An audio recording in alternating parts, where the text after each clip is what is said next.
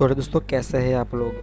तो सबसे पहले 1 बजे उठकर एनीमे देखा, और जैसे ही हमारी गाड़ी की आवाज़ आई तो हम तैयार होकर और थोड़ी सी मम्मी की बात मानकर मैं निकल गया अपने पिकनिक पे। और सबसे पहले ऑर्डर में रेलवे स्टेशन पे पहुँच कर बाकी की और मस्ती करी। और उसमें से ये पता नहीं इनके मुंह पे क्या चढ़ा हुआ था, और इसकी असर थोड़ी सी स्प्रे भी हो गई थी। पर उन दोनों को छोड़ के बाकी सब बहुत एक्साइटेड थे, जो कि बहुत ही मज़ेदार था।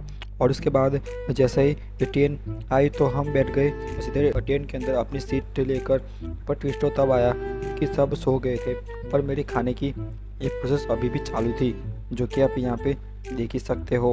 और तो जैसे मॉर्निंग हुई तो हमको दिखा ट्रेन के बाहर बहुत सारी ये बिल्डिंगें, जो कि बहुत ही ये बड़ी बड़ी थी। और इस सीन को एंजॉय करते करते हम पहुँच गए दादर, और जो कि मुंबई में ही था।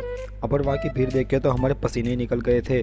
पर जैसे तैसे बहुत सारी ठोकर खाने के बाद हम फाइनली पहुँच गए माथेरान के पास, जो कि इसका रास्ता ऊपर जॉय ट्रेन से जाता था।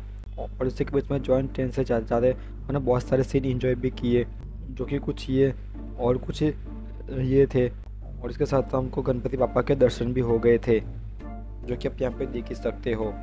पर ये ट्रेन बीच बीच में रुक जाती थी, इसलिए हमको बहुत कंटाला आ रहा था।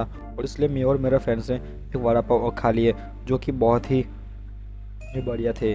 हम जानते हैं कि मुंबई वड़ा पाव के लिए फेमस है, इसके लिए तो ये तो अच्छा होना ही था। और हम उसके बाद जैसे तैसे हम ऊपर फाइनली माथेरान पहुँचे गए थे। और फिर हम सबसे पहले हम हमारे रूम में आ गए, और थोड़ी सी सामान को एडजस्ट करने के बाद हम बाहर निकल गए थे घूमने, जो कि वहाँ पे कुछ लोग ब्लॉग में आने के लिए कुछ एक्टिंग भी कर रहे थे।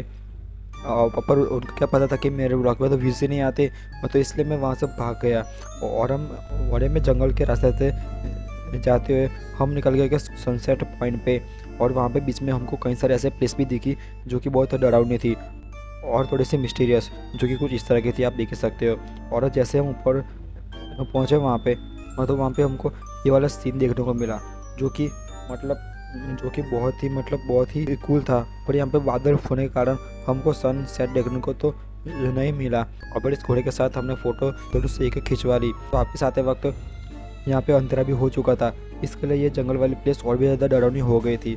और इस सीन को देखते हुए मुझे थामा की याद आ गई थी, जो कि थामा मूवी में कुछ सीन ऐसे होते हैं। अगर आपने थिएटर में जाकर देखा हो तो आपको पता ही होगा। और फिर हमने बहुत सारा संघर्ष करने के बाद, बहुत सारी मेहनत करने के बाद हम फाइनली पहुँच गए यहाँ की मार्केट में। और हम जल्दी से रूम में आ गए हमारे, और ये कुछ लोग हमने रूम में ही क्रिकेट खेलने लग गए थे।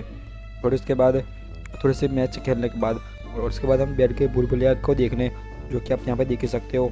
और फिर उसके बाद हम खा पी के हम निकल गए मार्केट में घूमने।